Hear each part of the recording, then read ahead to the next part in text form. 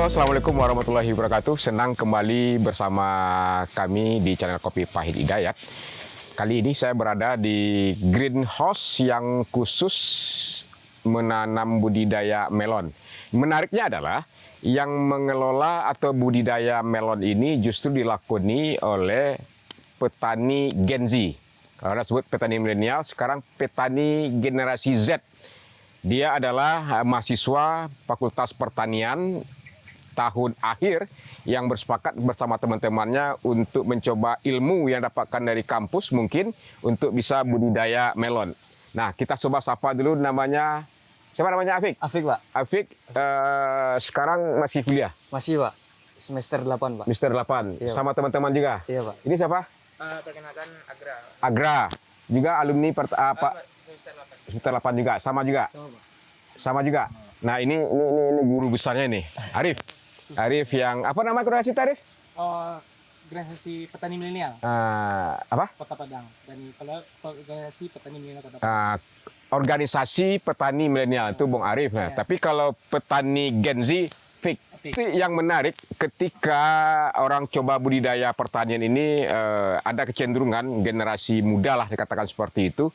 Seolah-olah ini tidak bisa mendapatkan profit atau hasil. Ternyata adik-adik mahasiswa tahun akhir tahun semester 8 ya. Iya, Pak. Rata-rata coba juga berkolaborasi atau bersinergis dengan teman-temannya untuk budidaya melon. Fik, bisa ceritakan ini dari awal mulainya atau gimana? Bisa ceritakan. Dari awal, Pak. Jadi kalau untuk mulai budidaya Ya, sabar jalan. kami ini, Pak, bersama teman-teman emang awalnya itu dari nongkrong-nongkrong biasa, Pak. Dari nongkrong-nongkrong kosong. Oke. Kemudian ada tercetus ide untuk mengisi waktu luang, Pak. Oke. Kayak kita cobalah untuk berbudidaya gitu, Pak. Salah satunya hidroponik melon ini, Pak. Hidroponik ya, Iya, Pak, hidroponik. melon. Nah, sistem NFT yang kami pilih, Pak. Oke. Untuk pemilihan sistem hidroponik ini itu juga ada pertimbangan-pertimbangan, Pak. Kayak kan biasanya melon itu kayak ada yang konvensional gitu kan, Pak, sama irigasi tetes gitu, Pak.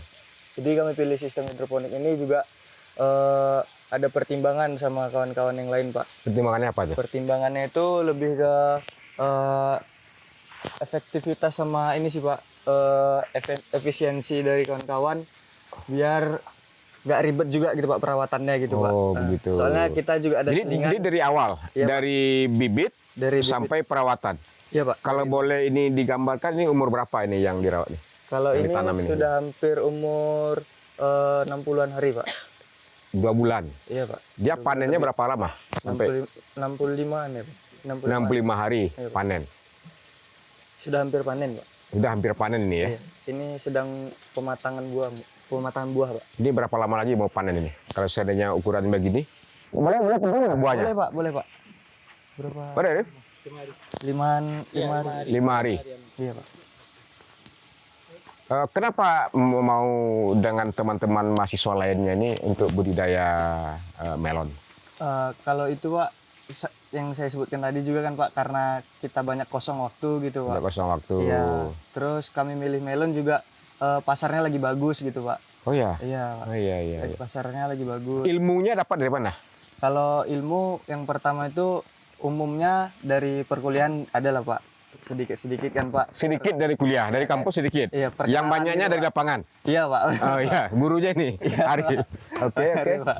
Ah, Terus selain pasar juga untuk perawatan melon ini dari teman-teman juga menyanggupi sih, Pak. Kayak nggak terlalu ribet gitu, Pak. Kayak tanaman horti lainnya gitu, Pak. Ini kampung mana? Padang. Padang. Ini Padang juga, Dek? Iya, Pak. Padang juga kita temu ya semalam tuh ya, juga Padang juga. Payakumbuh. Ini Medan. Iya, Pak. Medan. Nah, kan ini menarik nih. Ini Bhinneka Tunggal Ika, Nusantara sekali gitu. Iya. Tapi bisa bersepakat untuk budidaya melon. Modalnya sendiri. Modal Sama-sama. Iya, Pak. Modal sama-sama. Iya. Ya, patungan. Iuran. Pak. Iuran. Wow. Divestasi oleh guru Arif. Iya. Ya. Tapi bersama-sama ya Bersama-sama. untuk budidaya ini, cara menanam, cara merawat, cara semua pemeliharaan. Iya, dilakukan bersama-sama, Pak. Udah ada panen? Panen udah belum? Panen yang pertama itu yang di greenhouse yang sebelah Oh, sana, di Pak. sebelah. Ini yang percobaan pertama, Pak. Ini berapa biayanya semuanya? Kalau dari total biaya perkiraan 10.700.000 Pak. Untuk Ini? ya. Hanya sekotak ini, Iya Pak, 200 meter persegi. Pak. 200 meter persegi, dibutuhkan biaya sekitar 10.700.000. 10.700.000. Ini saweran sama-sama ya. Iya benar. Dari hitung-hitung bisnisnya, satu pohon ini, Arif, ini bisa menghasilkan berapa kilogram? Kalau menghasilkan kilogramnya sekitar lebih kurang 3,5 kiloan lah. 3,5 kilo. Ya, sampai jalan yuk. 3,5 Ya, kilo. maksimalnya. Maksimal 3 kilo rata-rata. Iya, rata-rata. Harga jual berapa sekarang? 35. 35 bagi 3 sekitar 100.000. Ya, terus. Berarti satu batang 100.000. Ya. Untuk panennya ya. Satu panennya gitu ya, satu sekali panen? Sekali panen. Dia berapa kali panen? Bisanya sampai Bisa dia akhir. sebenarnya 2 kali panen, tapi kita karena 2 kali panen itu memangkas waktu lebih banyak, jadi kita cukup sekali aja panennya gitu. Ini dia modal 10 juta tadi berapa batang nih? Arif? 384 Pak. 384 84. kali 3 kilo. Iya. Berapa itu? 900 seribuan. Iya. Oke, 1.000 kilogram. 1.000 kilogram kali per kilo berapa? 35.000 Pak. Berarti 35 juta. Wow. 30 juta, profit dia sekitar 25 juta, lebih kurang. Waktu 3 bulan. Waktu 3 bulan. Wow. Nah, apalagi kalau seandainya mau dikembangkan sampai 1.000, pasarnya gimana pasarnya? Kalau untuk sekarang pasarnya kita open house. Open house. Jadi kemarin tuh kita coba beberapa teman-teman itu buka open house. Itu pasarnya lebih banyak. Jadi kita coba kemarin tuh buka kunjungan. Habis itu ya buka kunjungan panen petik sendiri gitu. Oke. Jadi lebih menariknya orang petik seperti sendiri. itu, ya. Panen petik sendiri gitu. Habis itu kalau untuk pasar yang pastinya seperti kayak kita pasarkan ke kemarin tuh pernah coba untuk pasar ke berapa outlet sih. Outlet tapi lumayan lah kebutuhan pasarnya. Oke. Nah, untuk kebutuhan Ini pasarnya. risikonya gimana? Ancaman hama segala macamnya? Pik? Kalau dari segi hama penyakit Pak, mungkin itu tidak terlalu besar resikonya Pak. Ah. Karena emang dalam greenhouse ini Pak sudah terkendali Pak. Kita menggunakan insect net untuk mengendalikan hama penyakit Pak. Ini udah masuk ya hama ya? Iya Pak. Oke. Siapa namanya, Dek? Irsya, Pak. Risa, sini Risa. Risa, apa nih motivasinya menjadi Bob Sadino ke depannya, cita-citanya kan? Bob Sadino jilid 2 Pak. Jilid 2, tuh keren tuh. Jadi yang menarik, saya terinspirasi adalah jarang sih anak-anak Gen Z, milenial juga untuk saya turun praktek lapangan budidaya pertanian, hortikultura ya. Hortikultura, ya Ya Pak. dipaksa oleh dosen atau motivasi dari diri sendiri atau hobi gimana nih? Kemauan Bro, sendiri Pak kemauan dengan sendiri. teman-teman yang lain. Oke.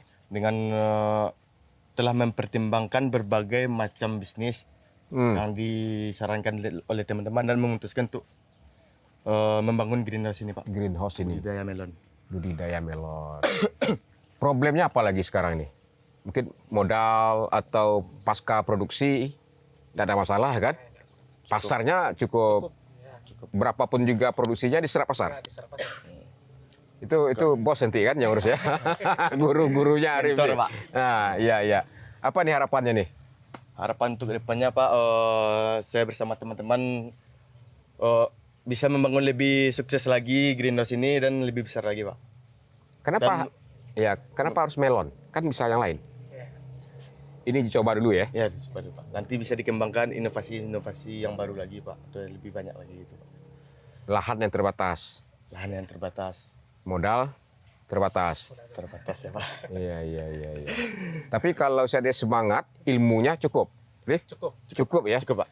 Jadi kira-kira mungkin Arif melihatnya ke depan ini kan juga pemerintah provinsi, ini kan juga persoalan pertanian ini menjadi salah satu program unggulannya. Apa mungkin yang bisa sharing kolaborasi dengan pemerintah, pelaku usaha, atau kan juga dari perbankan? Biar generasi petani Gen Z ini betul-betul dia bersemangat ya. Jangan ada kesan lagi ke sawah, ke ladang itu hanya balulu, kotor-kotor, tapi uangnya nggak ada begitu kan. Nah, Arif dengan kawan-kawan kita buktikan juga. Nah, dengan kajian ilmu yang mumpuni, termasuk juga kajian bisnisnya, marketingnya digital juga, ternyata bisa menguntungkan. Ya. Untuk dukung dari pemerintah, kita kalau di sini alhamdulillah kalau untuk pemerintah Kota Padang sendiri itu Oke. udah didukung.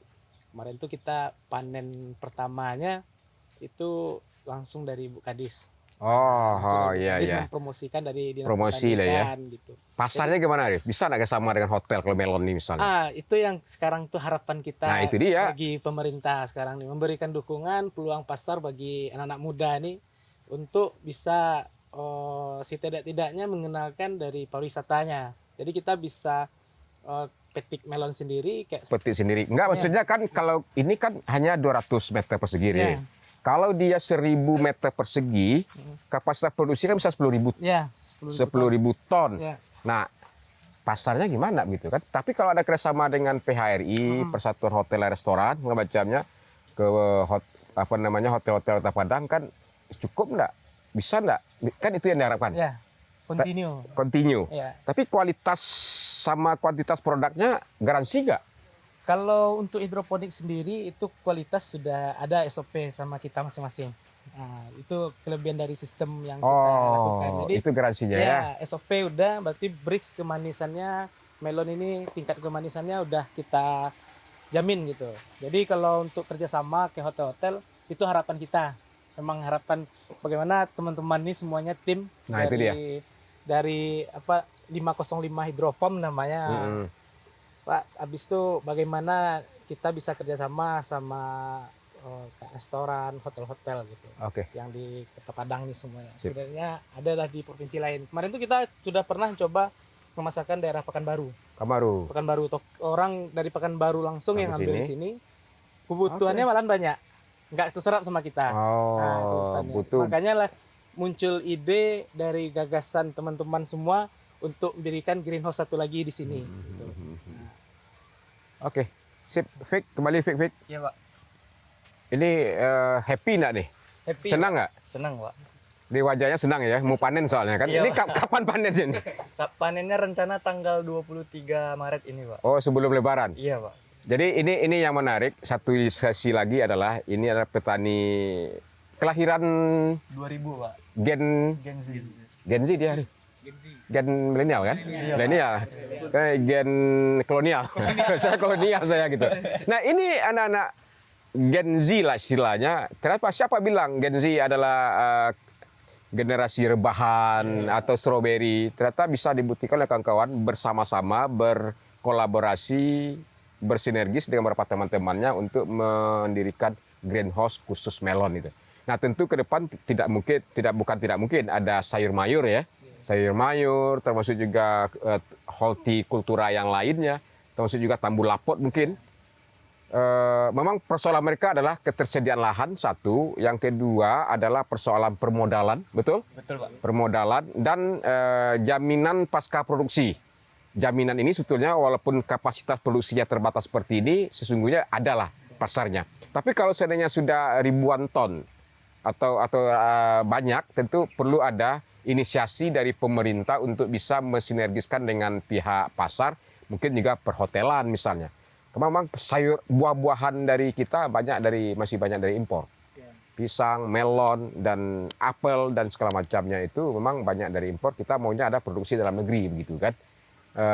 Teman-teman channel Kopi Pahit Hidayat, saya pikir ini bukti bahwasanya anak muda kita, Gen Z kembali lagi, bisa membangun sebuah bisnis budidaya melon dengan konsep greenhouse ya. Tadi juga kendalanya adalah persoalan lahan yang terbatas, juga permodalan. Ini modal mereka gotong royong bersama-sama, ini 10,7 juta. Iya, Pak. Nah, kalau ini panen diperkirakan bisa penghasilan 35 sampai 45 juta. Dari waktu rentang 3 bulan ya, lebih kurang. Nah, profit. Apalagi kalau seandainya ada proses inovasi-inovasi yang lainnya. Sayur mayur, termasuk juga ya mungkin buah-buah yang lain. Melon atau antimun juga mungkin ya. Atau pepaya dalam hal itu. Saya pikir ini kisah menginspirasi. Saya berharap juga ini bisa membuka mata kita, memfasilitasi adik-adik bahwasanya turun di sektor pertanian tidak mesti berkotor-kotor, tidak mesti berlulu-lulu ya Arif ya. Nah, tapi dia bisa berpotensi mendapatkan cuan yang cukup banyak gitu. kuncinya ada pada diri sendiri gitu.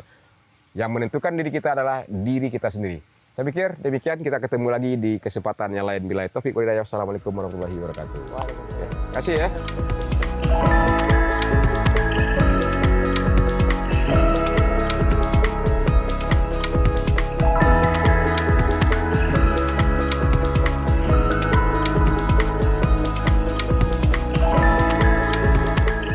Wow.